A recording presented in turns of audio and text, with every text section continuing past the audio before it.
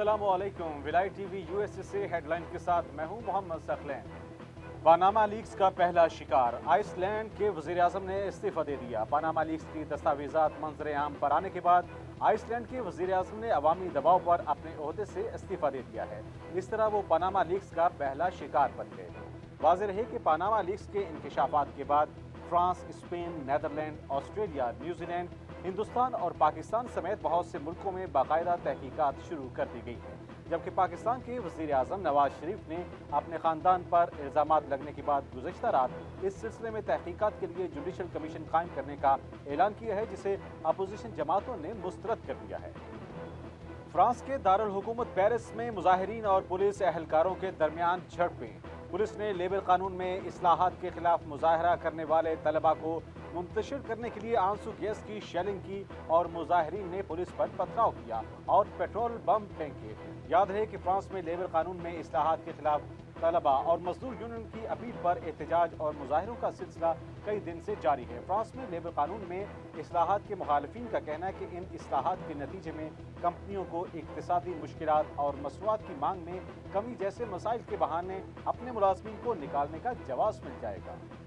शामी हुकूमत का अक़वाम मुत्तहिदा की सलामती कौंसिल से दहशतगर्दी की हामी हुकूमतों के खिलाफ कार्रवाई का मुतालबा। शाम की वजारत ख़ारजा ने अक़वाम मुत्तहिदा की सलामती कौंसिल से दरख्वास्त की है कि वो दहशतगर्दी की हामी हुकूमतों के खिलाफ तादीबी कार्रवाई करे। शाम की वजारत ख़ारजा ने इस बात पर जोर दिया कि मुख्तलिफ फरीकों के पिट्ठू और ज़रख़रीद मुसल्लह दहशतगर्द गिरोह शाम के मुख्तलिफ सूबों में रिहायशी इलाकों पर गोलाबारी करके शाम में जंगबंदी से मुतल्लिक इक़दामात को कि जिनकी अक़वाम मुत्तहिदा ने मंजूरी दी है नाकाम बनाने की कोशिश कर रहे हैं।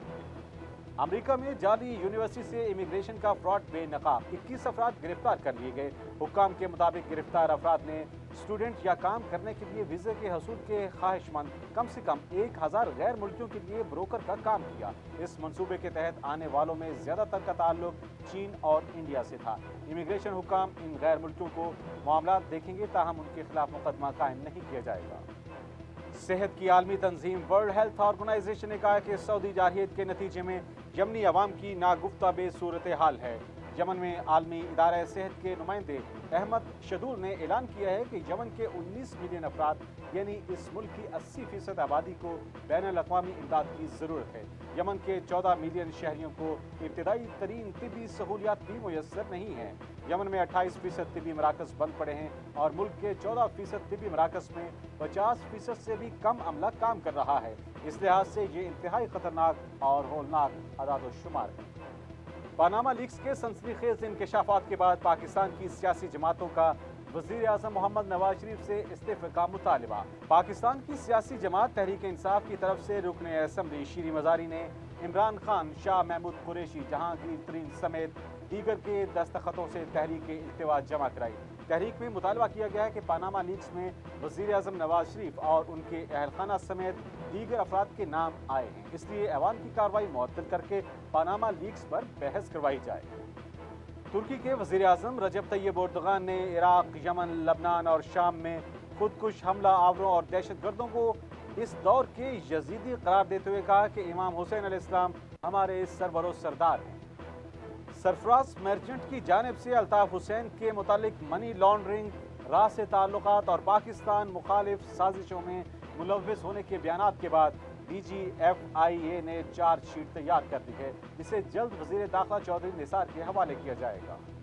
मजलिस वहदतुल मुस्लिमीन पंजाब के सेक्रेटरी जनरल अल्लामा अब्दुल खालिक असदी ने कहा है कि पंजाब और बिलखसूस जनूबी पंजाब में दहशत गर्दों के खिलाफ सिक्योरिटी फोर्सेस के ऑपरेशन काबिल तहसीन हैं। मुल्की हालात के तनाजुर में इस तर्ज के ऑपरेशन की जरूरत बहुत पहले से थी, ताहम साने लाहौर के बाद पाक फौज की सरकर्दगी में होने वाले ऑपरेशन में बड़े बड़े दहशत गर्दों की गिरफ्तारी इस बात का सबूत है कि जनूबी पंजाब दहशत गर्दों की आमाज का बन चुका था।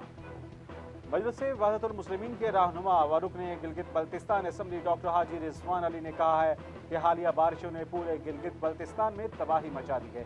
ऐसे में हुकूमत की जिम्मेदारियों में इजाफा होता है। हुकूमत को बारिश से मुतासरा अफराद की फौरी बहाली के लिए दिन रात काम करने की ज़रूरत है। मलेशिया के शहर इपो में जारी 25वें Sultan Azlan Shah hockey tournament में 7 ٹیمیں مد مقابل ہیں۔ ٹائٹل اپنے نام کرنے کے لیے Pakistan, Bharat, Australia, Malaysia, New Zealand, Canada اور جاپان کی ٹیمیں شامل ہیں۔